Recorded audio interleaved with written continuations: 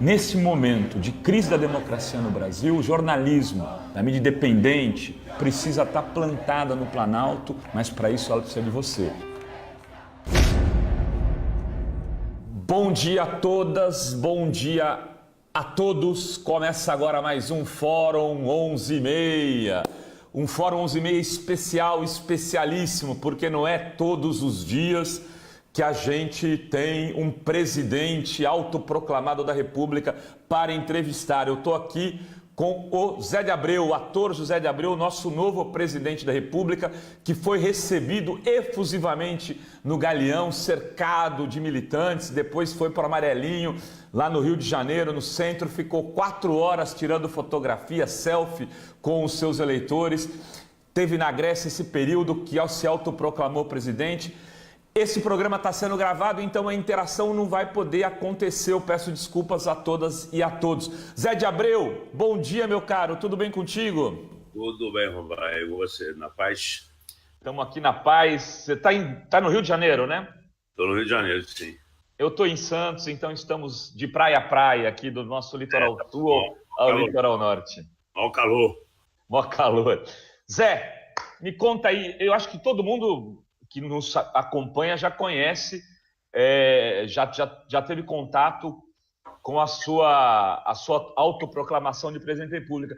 Mas nem todo mundo deve saber como é que isso aconteceu, como é que surgiu essa ideia, em que momento você percebeu que existia um vácuo político, uma necessidade de fazer o que você está fazendo agora aqui com maestria. Foi intuitivo, não teve nenhuma preparação, não. Eu tenho um lema que eu sou como um rio que segue inexorável o seu caminho rumo ao mar. Quando as águas se estreitam, ele se aprofunda e passa. Quando as margens se alargam, ele se espraia e segue inexorável o seu caminho rumo ao mar. Eu vou na intuição. Eu acho que é uma intuição artística, né? Veio uma ideia. Estava lendo a história do autoproclamado White Dog.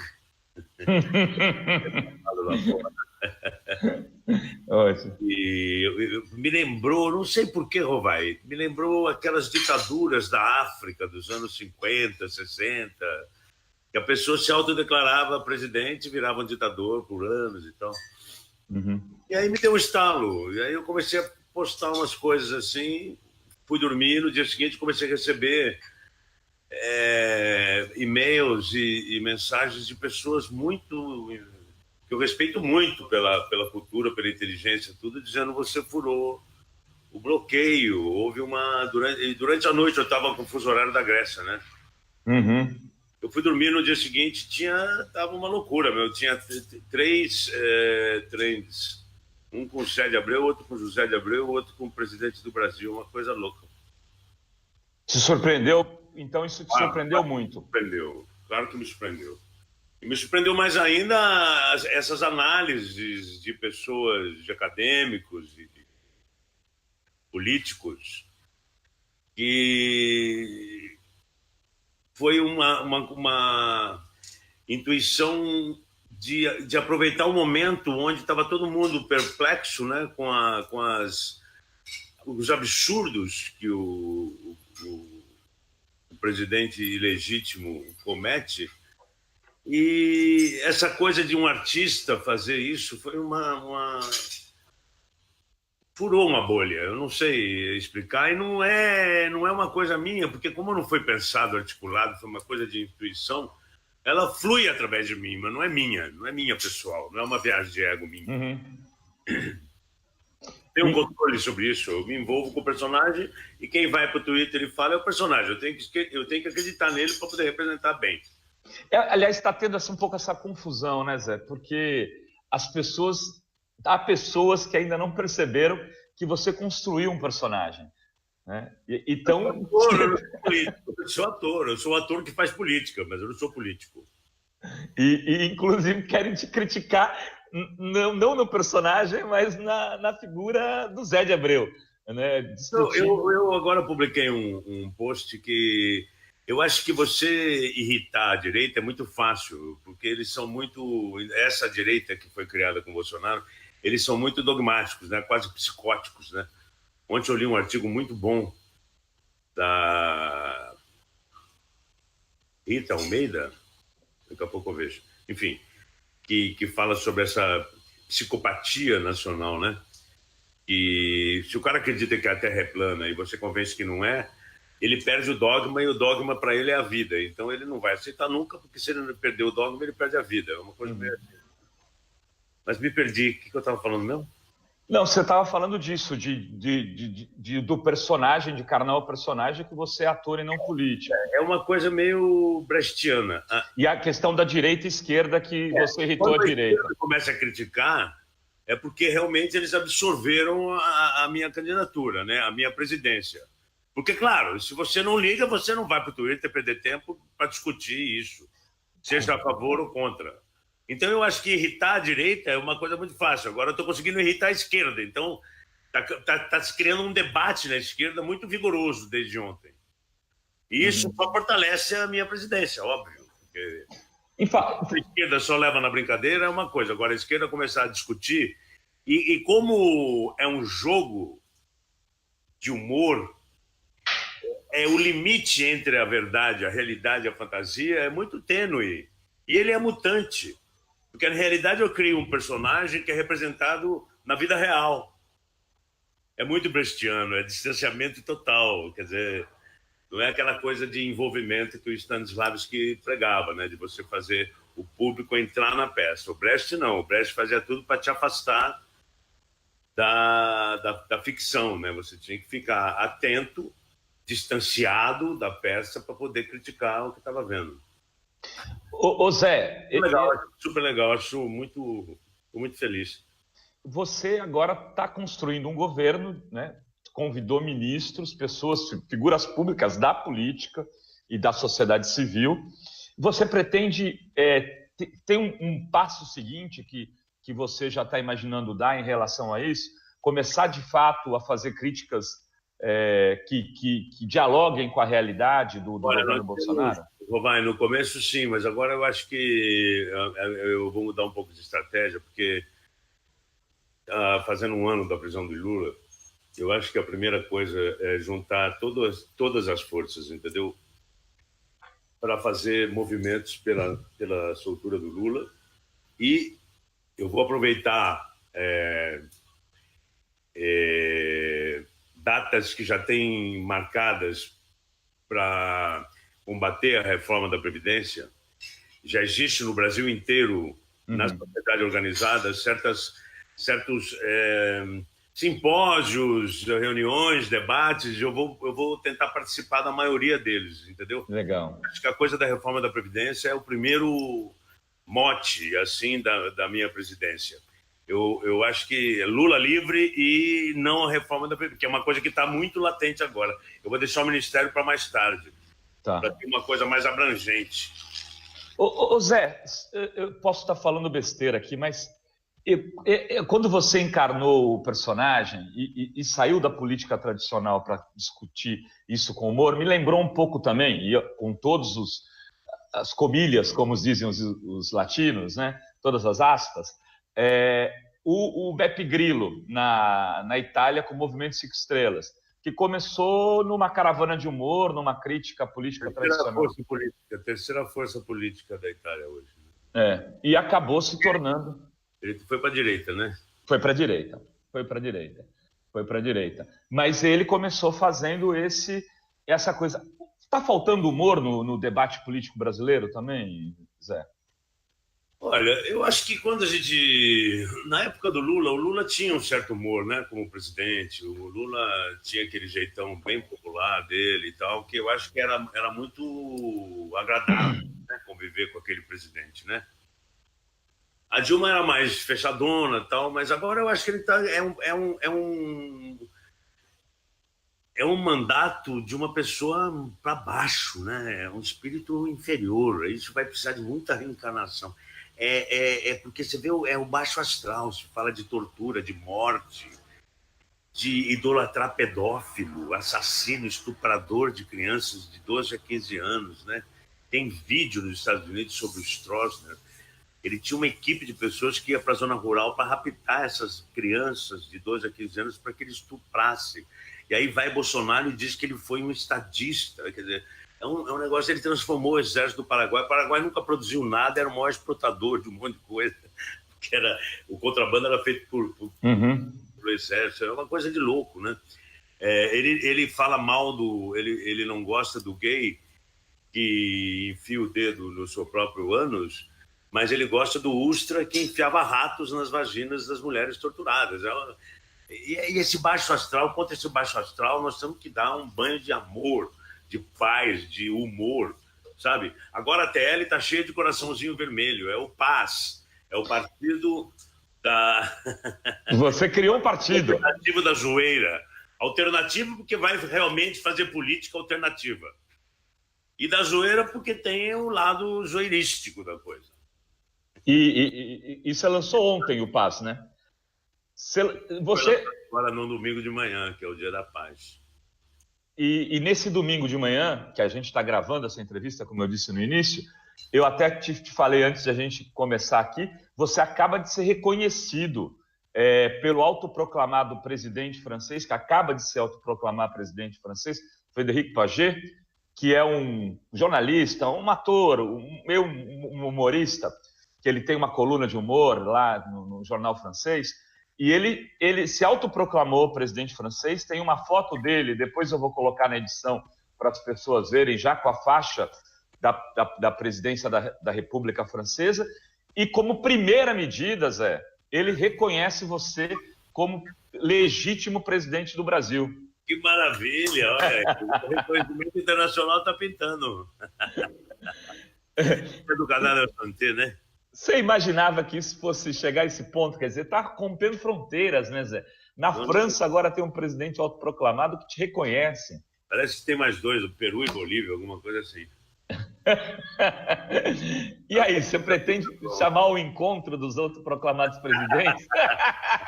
Chamar o Guaidó, de repente, para participar desse Sabe que na França teve um comediante há uns anos atrás que fez isso também. Ele não é o primeiro. Era um ator de comédia, porque bom, lá ator se chama de comediante, mas esse cara é um comediante de comédia mesmo, eu esqueci o nome dele. Ele fez há uns anos atrás uma brincadeira dessa também, de fazer governo paralelo e tal. Eu acho que é interessante, porque, Rovai, a gente vai poder, com essa visibilidade que alcançou, a gente vai poder trazer à tona, sabe, divulgar projetos, por exemplo, a CPI da Previdência. O Paim tem um material incrível mostrando que esse déficit da Previdência é um déficit fajuta. Se cobrar os devedores todos e pararem de tirar o dinheiro da Previdência e fazer outra coisa, não tem déficit nenhum. Por outro lado, já está mais do que na hora, já passou da hora de fazer a lei das grandes fortunas. Pode-se usar o imposto dessa lei para cobrir o déficit da Previdência, se ele existir, e não cair sobre os menos favorecidos, o ônus dessa reforma. Quer dizer, é uma coisa muito óbvia, né, o que estão tentando fazer. Esse tipo de reforma já foi colocado em prática no Chile e trouxe miséria, né, para os mais velhos e tal. Você lembra na Espanha, né, quando cortaram a aposentadoria e no começo os jovens não tinham emprego, aí os velhos estavam sustentando seus netos e filhos. E, de repente, corta a aposentadoria e foi todo mundo comendo lixo. Quer dizer, é um negócio... E depois outra... Perderam suas casas, os bancos tomaram seus apartamentos. Foi uma crise social. Uma crise brava. E sem dúvida nenhuma, eu acho que depois que você... Eu sou aposentado com 50 anos de trabalho. Eu ganho 4 paus de aposentadoria. E ainda ganha muito, né? E ainda ganho muito, porque eu pagava dos últimos 20 anos, não mais até, eu estou com quase 40 de Globo, era pago em cima no máximo, que são 12 salários mínimos, né? E eu continuo pagando, eu me aposento, mas porque eu estou trabalhando, eu continuo pagando à toa, jogando fora, porque não... colaborando com os outros, porque não volta mais para mim. Zé, agora, falando um pouco aí dessa questão do governo Bolsonaro, né? Você já começa a vislumbrar uma uma crise maior aí nos próximos tempos? Ou você acha que esse governo se sustenta? Essa relação dele com o Mourão, que é uma relação esquizofrênica, né? Tende a se acirrar e o Bolsonaro pode vir a cair? Como é que você, como militante político, está enxergando esse governo? Eu acho que a minha análise pessoal, eu acho que tem que manter o Bolsonaro para ver o desgaste total desse tipo de governo, do fascismo. Ele, sem dúvida nenhuma, a gente está vendo a cada dia como ele se esfarela sozinho. Eu acho que nós temos que preservar o Bolsonaro. Essa coisa de impeachment é um jogo político, mas, como disse o Lula, pela primeira vez, a gente colocou o Bolsonaro no canto do ringue, com essa meia brincadeira. E me perdi de novo. Não, você está falando isso, do Mourão, dessa... Tem que manter esse governo. Eu acho que é bom o Bolsonaro ficar, porque esse castelo de areia com o qual ele se criou, vai se desmilinguir. Você já percebe pela aprovação dele como está caindo. Ele perdeu 50% dos seus retweets nas redes sociais. Hoje eu subo uma tag em meia hora. Já teve momentos de subir 2 ou 3. E as tags deles são sempre de defesa agora, entendeu? Eles estão se defendendo. A gente foi para o ataque, né? A gente, em termos de rede social, que era o campo deles, eu acho que a gente deu uma reviravolta. E o Alexandre Frota? O que é essa fixação dele por você? Diz que vai te processar agora, é isso? Não sei. É a de hoje. Ele falou que vai te processar pelo que você fez no Galeão, na chegada. Deixa ele não vive sem mim, é uma coisa... Deve ter inveja, só pode ser inveja. Ele sempre foi um ator medíocre, ele era motivo de chacota na Globo. O Talma era o único que tinha pena dele e contratava ele. Uma vez ele disse que ele ia fazer 3 personagens, né? Ele falava, um vai ser um surfista, eu vou chegar e falar, aí ó, mulher, tudo na paz. Aí o outro vai ser um advogado rico, assim, que não fala gírias, vão falar assim, e aí ó, tudo bem aí, na paz? Aí o outro era um médico e tal, que só falava de... E aí falava, aí ô, tá, na paz. É tudo um diferente do outro, entendeu? Porque eu sou um puta de um ator, coitado. Aí foi ser ator pornográfico, é uma coisa louca. Aí virou deputado federal. Por isso que, tá vendo? Só tem que jogar na piada, na ironia. Como é que pode? Isso é uma loucura. Aí ele trocou de pinto e trocou de boca. Rodou na internet, né? A gente publicou isso.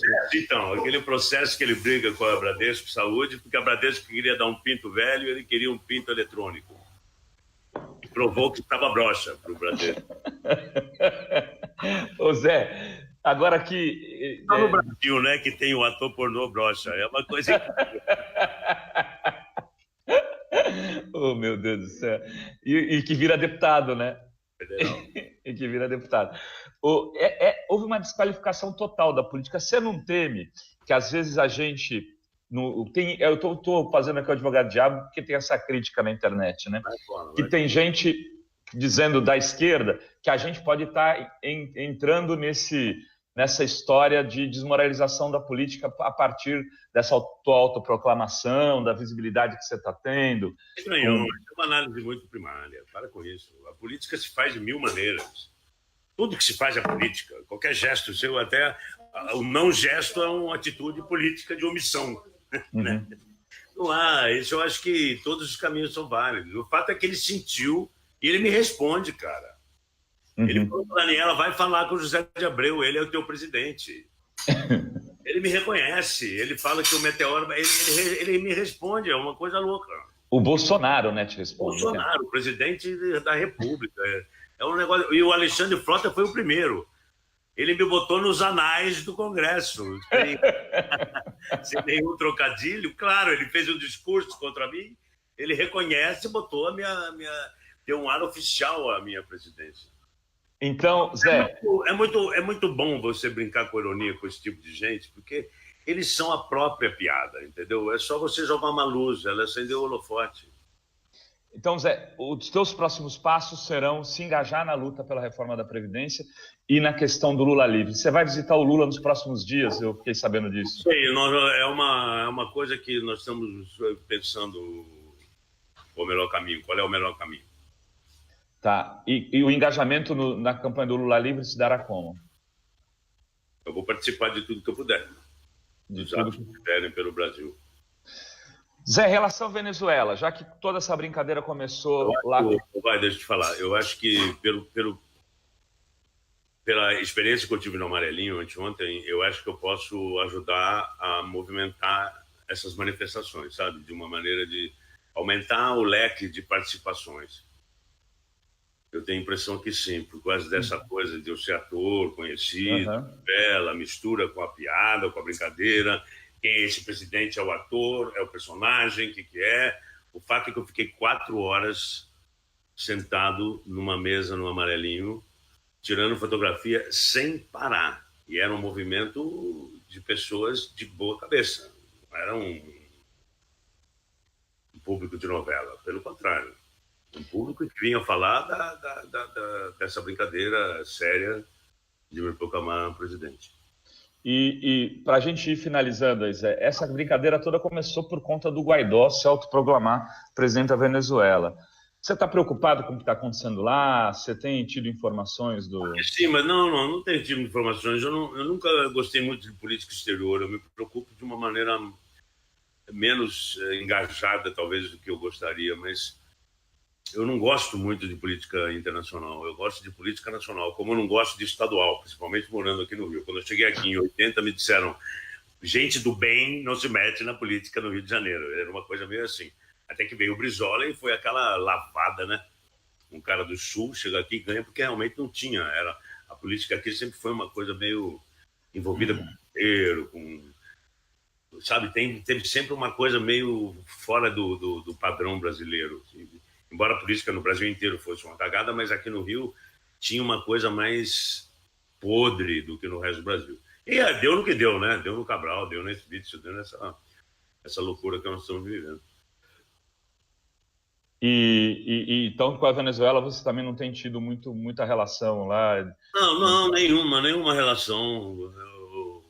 A única se o Maduro te chamar para... Eu leio, claro que eu leio e tal, mas eu não sou, assim, um especialista em assuntos venezuelanos.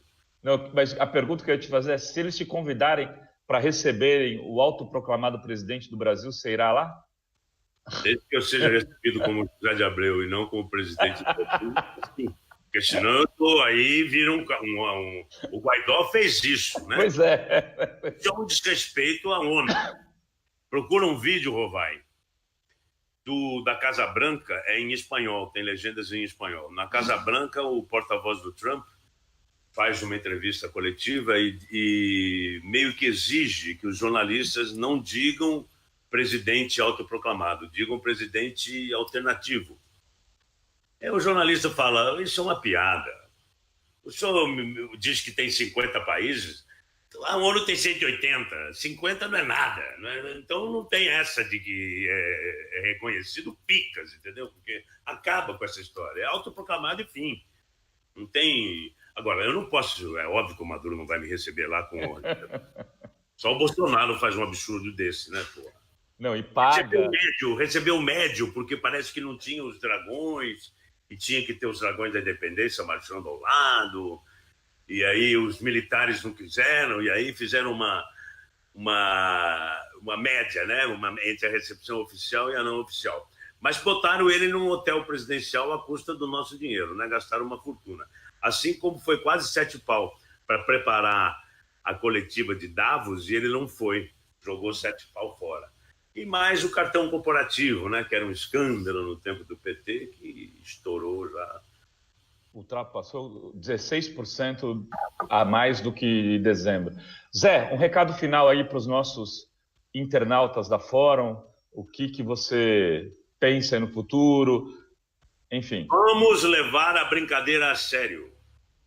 O humor é uma coisa muito séria. Fazer comédia é uma coisa muito séria. E a gente está levando muito a sério essa brincadeira, viu? Aqui do nosso lado. Zé, meu querido, um beijão. para você. Capete, Boa Catarina. sorte, vai caminhar na praia aí, beijar os filhos aí, o pessoal todo, tá bom?